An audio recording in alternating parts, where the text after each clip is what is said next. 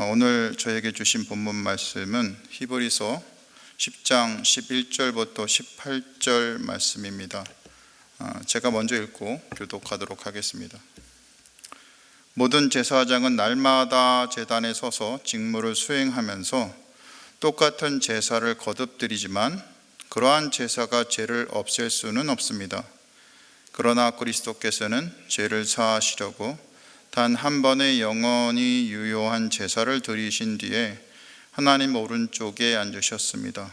그리고서 그는 그의 원수들이 그의 발 아래에 굴복할 때까지 기다리고 계십니다. 그는 거룩하게 되는 사람들을 단 한 번의 희생 제사로 영원히 완전하게 하셨습니다. 그리고 성령도 우리에게 증언하여 주십니다. 먼저 이렇게 말씀하셨습니다.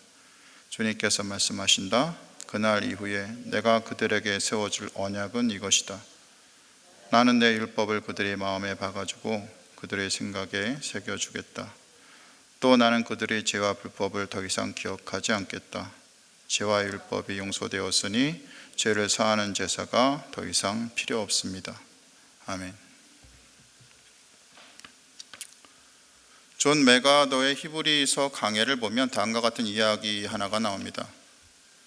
영국의 한 마을에 교회 하나가 세워졌는데 정문 아치에 다음과 같은 문구가 하나 새겨졌습니다. We preach Christ crucified.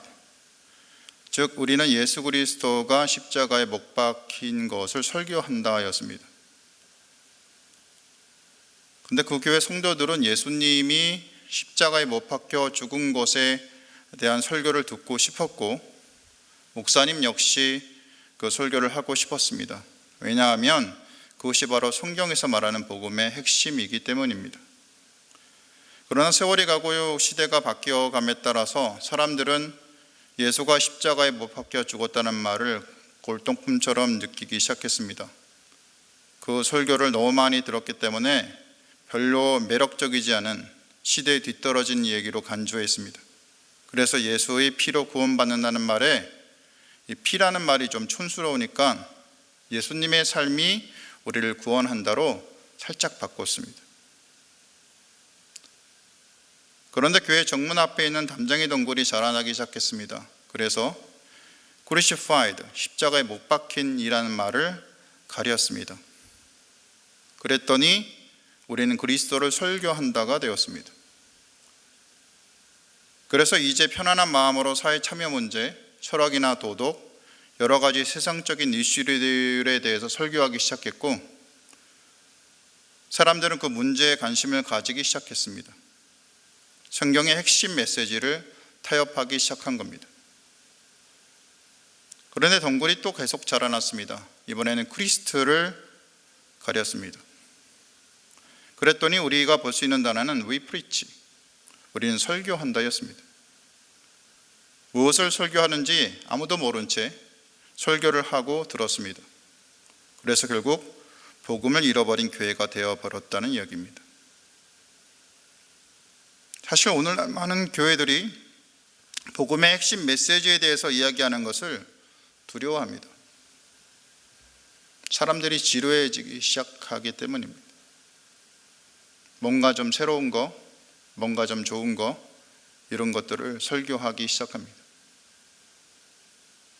이런 것들을 얘기하면, 십자가를 얘기하면 현대적이지 않아, 이런 얘기가 들립니다.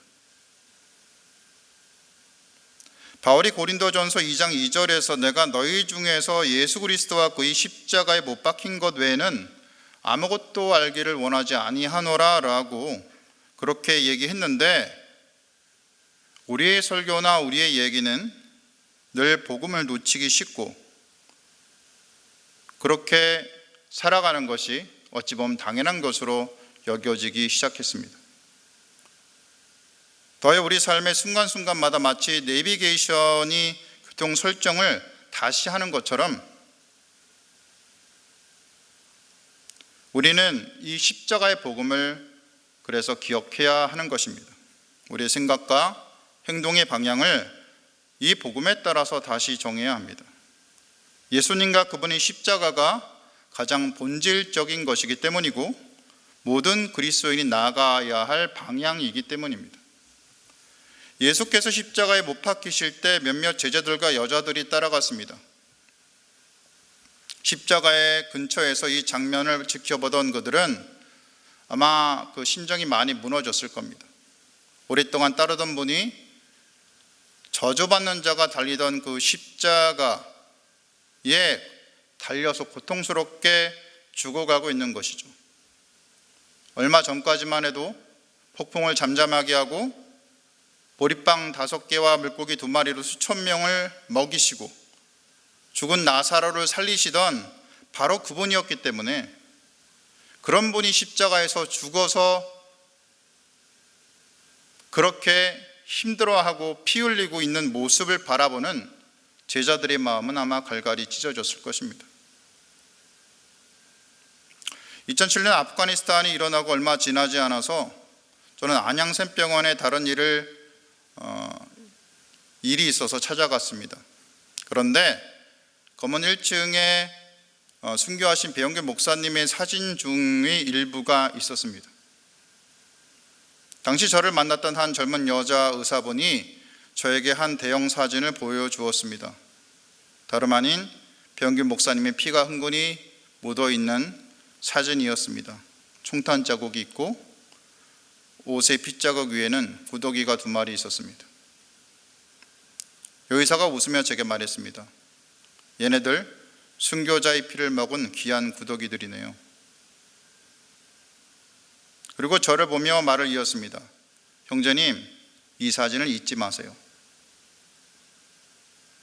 형제님, 이 사진을 잊지 마세요.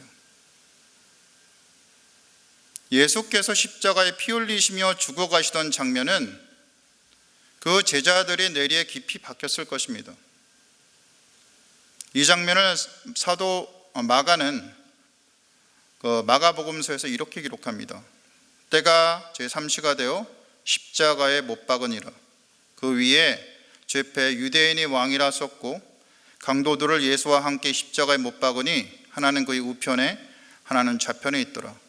지나가는 자들은 자기의 머리를 흔들며 예수를 모욕하여 이르되 성전을 헐고 사흘에 짓는다는 자여, 내가 너를 구원하여 십자가에서 내려오라 하고, 그와 같이 대제사장들도 서기관들과 함께 희롱하여 서로 말하되 그가 남은 구원하였으되 자기는 구원할 수 없도다.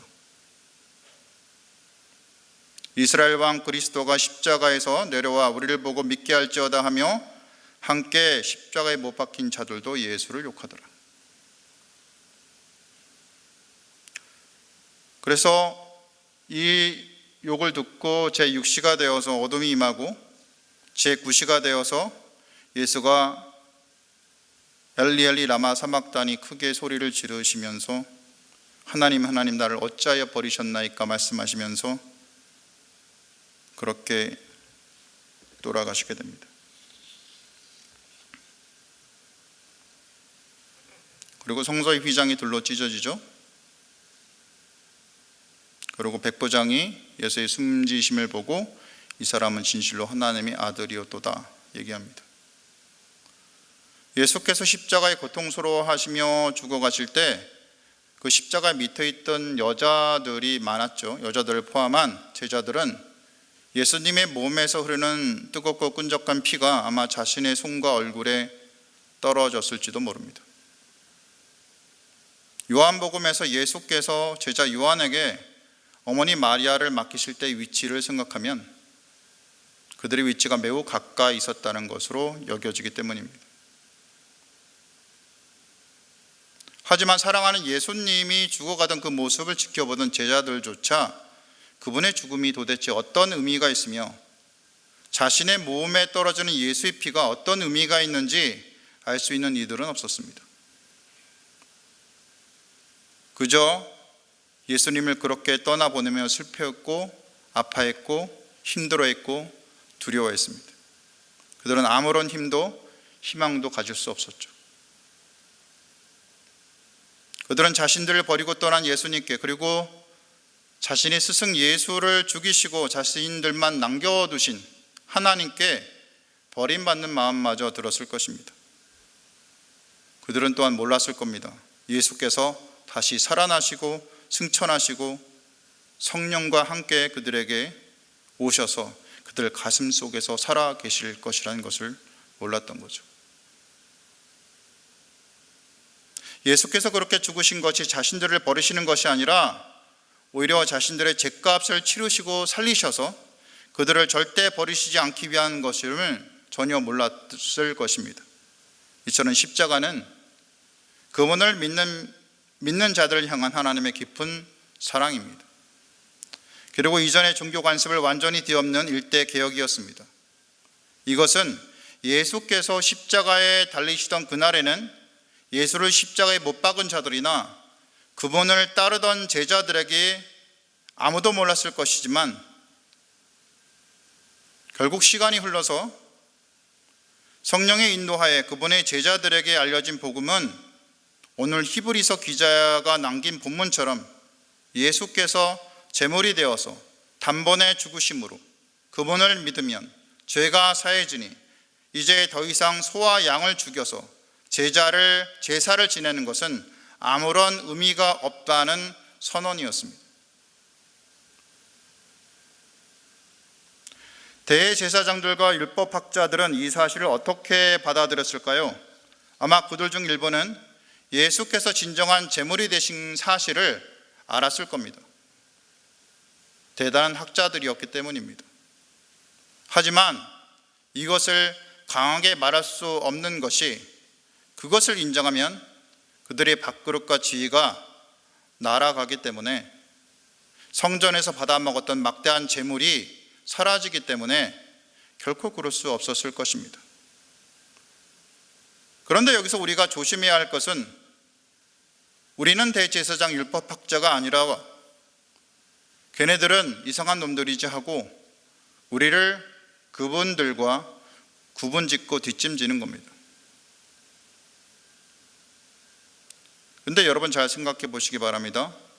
우리가 예수님이 십자가를 본받아서 더 낮아지고 더 죽어지고 더 겸손해지지 못하는 것이 우리가 가질 수 있는 돈이나 지위에 대한 욕심 때문은 아닙니까? 좀 더 편안하게 남들 위해 서고 싶은 마음이 있는데 그러지 못하기 때문은 아닙니까?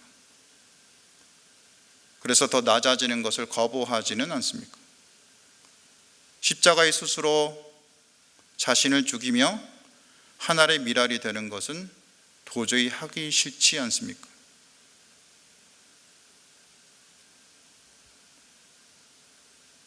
이런 진정성 없는 제사는 히브리서 기자가 11절에 기록했듯이 소와 양으로 제사를 드리건 아님 우리 스스로 죄를 없애려고 발버둥을 치건 죄를 사라지게 할 수는 없습니다.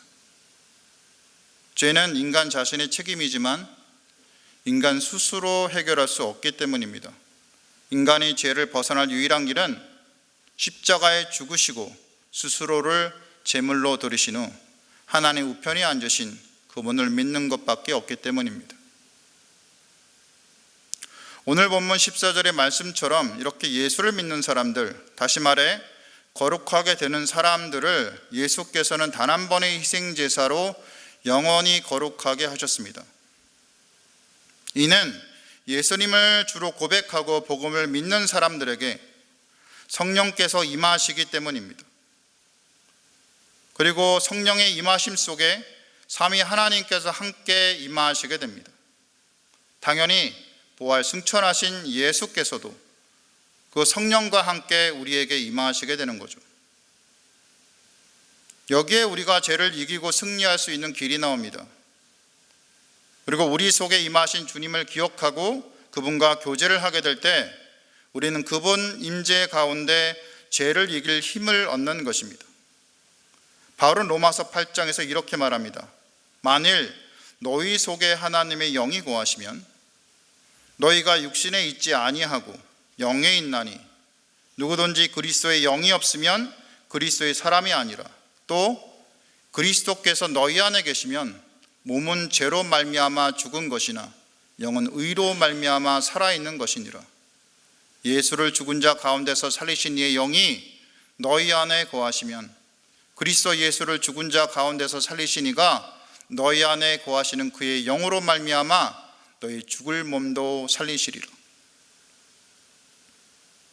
성령이 함께 하실 때 삼위 하나님이 함께 계시고 율법의 본체이신 주님이 계실 때 우리는 진정한 율법의 뼈대인 하나님을 사랑하고 이웃을 사랑하는 삶을 살 수 있는 것입니다. 이 사실은 오늘 히브리서 기자가 인용한 예레미야 31장 33절 34절 내용, 즉 그러나 그날 후에 내가 이스라엘 집과 맺을 언약은 이러하니 곧 내가 나의 법을 그들 속에 두며 그들의 마음에 기록하여 나는 그들의 하나님이 되고 그들은 내 백성이 될 것이라. 여호와의 말씀이니라. 그들이 다시는 각기 이웃과 형제를 가리켜 이르기를 너는 여호와를 알라 하지 아니하리니 이는 작은 자로부터 큰 자까지 다 나를 알기 때문이라. 내가 그들의 악행을 사하고 다시는 그 죄를 기억하지 아니하리라. 여호와의 말씀이니라 하는 이 말씀이 바로 우리에게 성취된 것을 말할 수 있는 것입니다. 그러니 우리는 우리 안에 계신 예수님을 주님으로 인정하고 그분을 바라보는 삶을 살아야 합니다. 이것이 성령 안에서 진정한 율법의 완성이신 예수님을 닮은 삶을 살아갈 수 있는 유일한 길일 것입니다. 그분을 기억하며 그분과 교제하며 그분의 임재를 누리며 살아갈 때 우리는 그분으로 인하여 겸손한 삶을 살 수 있고 그분으로 인하여 낮아지는 삶을 기꺼이 살아갈 수 있고 그분으로 인하여 나와 상관없는 나의 상황과 상관없는 평안을 누리는 삶을 살아갈 것입니다. 그분으로 인하여 내가 앞서지 않는 삶을 살 수 있기 때문입니다. 이것이 진정 하나님 나라의 삶입니다. 이것이 진정 구원받은 자의 거룩한 삶일 것입니다. 이 설교를 듣는 모든 분들이 내 안에 계신 예수님을 인정하셨으면 합니다. 그분을 바라보며 그분을 사랑했으면 합니다. 그분과 동행하며 진정한 하나님 나라의 삶을 누리셨으면 합니다. 이런 삶을 살아가기를 주님의 이름으로 축원드립니다. 오늘 기도 제목 말씀드리겠습니다. 우선 말씀을 들으면서 기도합니다. 진정한 구원자이신 예수님을 온전히 믿으시길 기도하시면 좋겠습니다. 그분의 십자가와 보혈을 의지하는 삶, 성령 안에서 내 안에 계신 예수님을 인정하고 바라보는 삶, 그분을 진정 사랑하여서 동행하는 삶, 그래서 하나님 나라를 온전히 누리는 삶을 살아갈 수 있도록 기도하시기 바랍니다. 오늘은 다음 세대를 위해서 기도하는 날입니다. 그들이 한국교회의 미래를 책임질 미래의 교회이기 때문입니다. 하나님께서 저희 교회에게 맡기신 아이들과 청소년들을 진정 감사하면서 기도해 주셨으면 합니다. 마지막으로 예수 영적 모임과 여름 단봉과 여름 성경학교와 수련회를 위해서 기도하신 후 개인 기도하시면 되겠습니다. 기도하시겠습니다.